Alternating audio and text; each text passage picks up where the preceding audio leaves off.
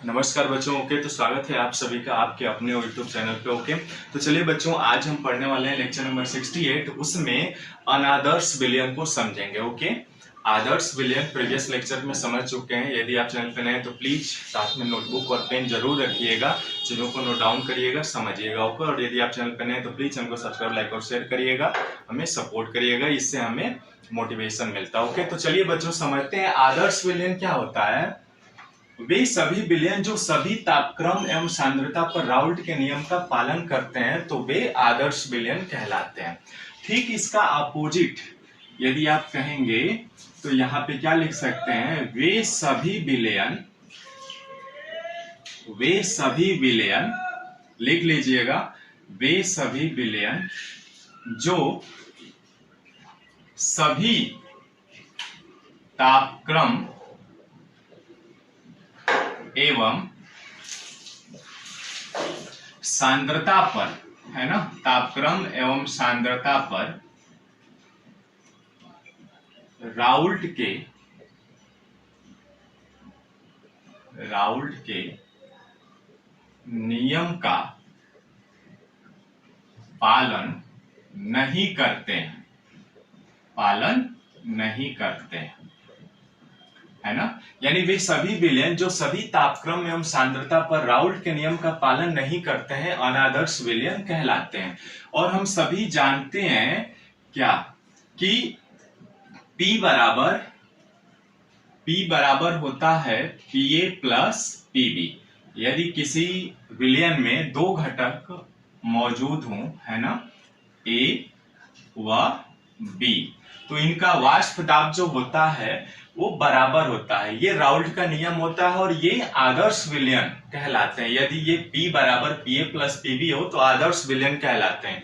लेकिन यही not equal to है तो वे क्या कहलाएंगे, अनादर्श विलयन कहलाएंगे। ठीक है, या दूसरे शब्दों में आप कह सकते हैं P is not equal to Pa naught XA plus Pb naught XB, यानी बराबर न हो तो वे अनादर्श विलयन कहलाते हैं। अब देखिए आयतन परिवर्तन क्या होता है, ऐसा आयतन परिवर्तन जिसमें शून्य हो, यानी डेल्टा V बराबर 0 है तो वे आदर्श विलयन कहलाते हैं। यानी किसी पात्र में हमने यहाँ पे 10 ml लिया और दूसरे पात्र में हमने 10 ml लिया तो इनका आयतन टोटल कितना आएगा, 20 ml यदि आ रहा है, यानी आयतन परिवर्तन तो कुछ हो नहीं रहा है, 0 है, तो ये आदर्श विलयन कहलाते हैं। लेकिन यहीं पे यदि आयतन परिवर्तन शून्य के बराबर नहीं हो, यानी कुछ हो सकता हो, आयतन 10 ml मिलाया इस बोतल में, दूसरे बोतल में 10 ml हो सकता हो, कुछ नीचे गिर गया हो, तो ये 19 ml यदि है तो यहाँ पे आयतन परिवर्तन 0 के बराबर नहीं है तो वे अनादर्श विलयन कहलाते हैं। ठीक है, अब हम जानते हैं कि एंथैल्पी परिवर्तन, यानी किसी भी पात्र में यदि आप विलेय और विलायक को मिला रहे हैं डाल करके, तो उससे कुछ ऊष्मा उत्सर्जित होती है या अवशोषित होती है ना। यानी उनका एंथैल्पी परिवर्तन यदि शून्य है तो वे आदर्श विलयन कहलाते हैं।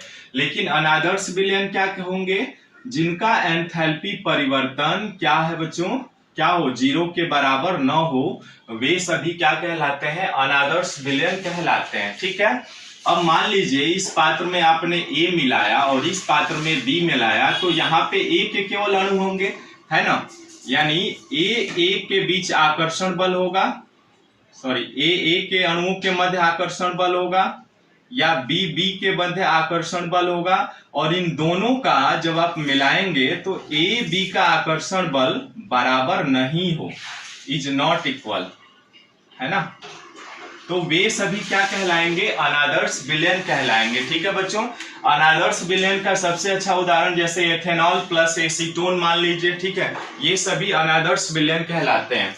या कार्बन डाइसल्फाइड और एसीटोन का मिश्रण मिला लीजिए, तीसरा एसीटोन एंड बेंजीन का मिश्रण मिला लीजिए, तो ये सभी अनादर्श विलयन कहलाते हैं। ठीक है, तो इस तरीके से आपसे यदि पूछा जाता है आदर्श और अनादर्श विलयन के अंतर को समझाइए, डिफरेंसेस को बताइए, अनादर्श विलयन किसे कहते हैं, तो ये आप सभी पॉइंट्स को वहां पे बता सकते हैं। ठीक है, तो इस तरह से बच्चों ये आपका आदर्श विलयन और अनादर्श विलयन होता है। ठीक है, मिलते हैं फिर नेक्स्ट वीडियो में एक नए प्रश्नों के साथ। तब तक bye, see you, thanks for watching this video.